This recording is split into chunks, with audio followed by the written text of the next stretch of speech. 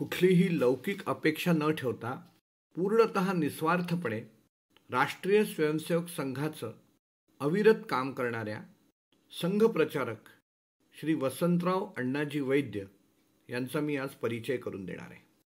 वसंतराव मूळचे सिंधी रेल्वेचे, शिक्षण मॅट्रिकपर्यंत, पण पूर्ण केलं नाही.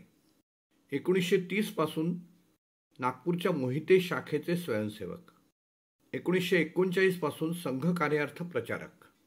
प्रथम वाराणसी, नंतर लखीमपूर खैरी, आजमगड, हमीरपूर, जौनपूर आणि गोरखपूरला देखील ते प्रचारक होते. 1954 मध्ये प्रकृती अस्वास्थ्यामुळे नागपूरला परत आले. त्यावेळी संघ कार्याला परिस्थिती प्रतिकूल नव्हती, पण काही ठिकाणी काँग्रेसी आणि कम्युनिस्टांनी खूप त्रास दिला. प्रसंगी हाणामाऱ्या देखील झाल्या आणि हे सगळं केवळ द्वेषापोटी होतं. पण संघ कार्यकर्त्यांच्या वागणुकीमुळे परिस्थिती निवळली. ब्रिटिशांकडून 1942च्या आंदोलनात थोडाफार त्रास झाला, पण गांधी हत्येनंतरचा त्रास फार मोठा होता, कारण काँग्रेस सरकारचा अपप्रचार. प्रारंभी संघाचे प्रचारक व अधिकारी मराठी असल्यानं हा संघ मराठ्यांचा असा समज असे. पण कालांतरानं स्थानिक कार्यकर्ते आणि अधिकारी तयार होत गेले आणि समाजातले मान्यवर संघचालकांची जबाबदारी स्वीकारायला लागले. त्याचप्रमाणे संघाचे प्रचारकही निघायला लागले. तसंच संघात जातीवर आधारित भेद नसल्यानं फार चांगला परिणाम झाला. जुने जाणते प्रचारक आदरणीय वसंतराव अण्णाजी वैद्य आज जगात नाहीत, पण त्यांचे काही अनुभव मी इथे सांगत आहे. अनुभव क्रमांक 1. काशीला गौरीनंदन उपाध्याय नगर संघचालक होते. एका बैठकीत माननीय भाऊराव देवरस आले असताना त्यांच्या पायांवर डोकं ठेवलं. भाऊराव संकोचले. ते म्हणाले, आप मेरे पिता समान हमारे संघचालक हैं. गौरीनंदन म्हणाले, मैंने भाऊराव को नहीं, डॉक्टर हेडगेवार के चरण पर मस्तक रखा है. आपके रूप में मैं डॉक्टर जी का दर्शन करता हूँ. याच श्रद्धेनं त्यांनी आपले सर्वस्व संघाला अर्पण केलं होतं आणि कर्मठपणा कमी झाला. अनुभव क्रमांक 2. जौनपूर मुक्कामात 1942 साली सरकारनं एका गुप्तहेराचा अखंड ससेमिरा त्यांची मागे लावला. त्या गुप्तहेराच्या भीतीमुळे त्यांना राहायला घर, जेवायला हॉटेल मिळणंही कठीण झालं. शेवटी ते मंदिरात राहू लागले. पोट भरण्यासाठी जे मिळेल ते खायचे. कधी चणेत मुरमुरे, तर कधी तेही न मिळाल्यास पाणी पिऊन दिवस काढायचे. पण संघकार्याची निष्ठा बघून तो राम भरोसे हा गुप्तहेर पाझरला. तो म्हणाला, इस पापी पेट के लिए अंग्रेजों की सेवा करनी पड़ती है. आप जैसे समाज सेवकों का जीना हराम होता है. पण तो अनेकदा त्यांना आपल्या घरी प्रेमानं जेवायला बोलावलं. अशा प्रकारे अनेक सरकारी अधिकाऱ्यांचा संघाला कळत नकळत मोलाचा पाठिंबा मिळायला लागला. अनुभव क्रमांक 3. खैरी येथे असताना पटकीची साथ पसरली. प्रेत उचलायला माणसं मिळेनात, कारण पटकी होऊन मरण्याची भीती. अशावेळी संघ स्वयंसेवक स्वतःच्या जीवाची पर्वा न करता प्रेते उचलून दहन करत. एकदा तर पंडित दीनदयाल उपाध्याय, संघ संचालक पंडित श्यामनारायण मिश्र यांनी नगरपालिकेची गाडी आणून एक प्रेत दफन केलं, कारण ते प्रेत मुसलमानाचं होतं. त्याचे सगळे सोयरे, जातभाई प्राणभयानं बेपत्ता होते. अनुभव क्रमांक 4.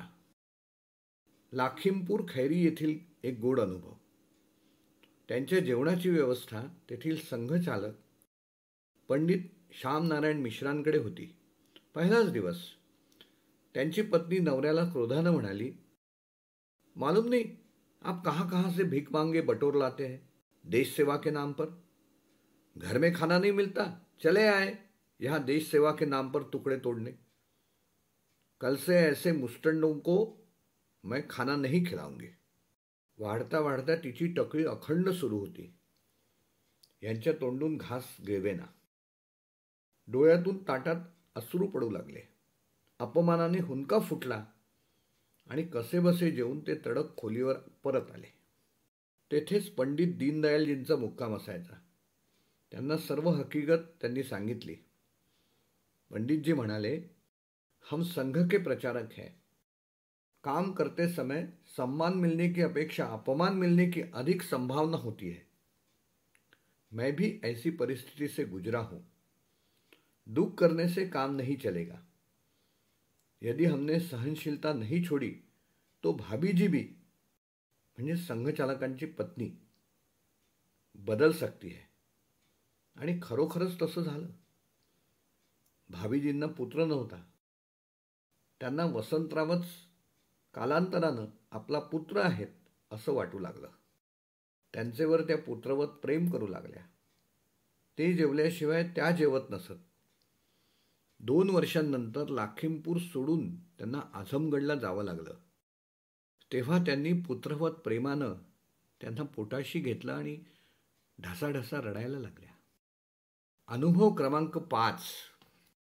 चुनार तहसीलीत असताना रामनरेश सिंग नावाचा अत्यंत बुद्धिमान व हुतकरू स्वयंसेवक प्रचारक म्हणून निघाला. वडील खूप संतापले. संघ कार्यालयात जाऊन संघाच्या कार्यकर्त्यांना खूप अद्वातद्वा बोलले आणि शिव्याही घातल्या. काही दिवसांनी रामनरेश टायफॉइडनं गंभीररित्या आजारी पडला. मुलाला भेटायला वडील पुन्हा कार्यालयात आले. तेथील दृश्य बघून ते चाट पडले आणि त्यांचा कायापालट झाला. कारण वसंतराव स्वतः रामनरेशची पूर्ण सेवा शुश्रूषा करत होते. त्याच्या सुशीपासून औषध पाणी, खाण्याच्या पथ्याची पूर्ण व्यवस्था प्रेमानं बघत होते. हे पाहून त्यांच्या डोळ्यात पश्चातापाचे अश्रू आले. त्यांनी वसंतरावांच्या पायावर डोकं ठेवलं आणि म्हणाले, मैं बहुत लज्जित हूँ. मैं संघ को पहचान नहीं पाया और आप सबको भली बुरी सुनाई. हे रामनरेश पुढे खडखडीत बरे झाले. पुढे ते भारतीय जनसंघाचे उत्तर प्रदेशाचे अध्यक्ष झाले. जनता शासनात ते मंत्री देखील झाले. पुढे भारतीय मजदूर संघाचे अखिल भारतीय अध्यक्ष पण झाले. अशा प्रकारे चुनार तहसीलीत अनेक परिवार कायमचेच संघाचे झाले. हा चमत्कार वसंतरावांच्या वर्तवणुकीचा होता. 1954 पर्यंत तब्बल 15 वर्षे उत्तर प्रदेशचे प्रचारक राहून नंतर ते नागपूरला स्थायिक झाले. या लेखाचे मूळ लेखक आहेत चंप भिशीकर. हा लेख श्री मधुसूदन कृष्णराव आलकरी यांच्या असू आम्ही सुखाने पत्थर पायातील या पुस्तकातून साभार घेतलेला आहे. हा लेख आपल्याला आवडला असेल तर लाईकचं बटन दाबा. शेअरचं बटन वापरून हा लेख इतरांपर्यंत पोहोचवा. आणि हो, मिलिंद रहाटगावकर मला जे जे भावेल ते सर्व या यूट्यूब चॅनेलला सबस्क्राईब करायला विसरू नका. धन्यवाद.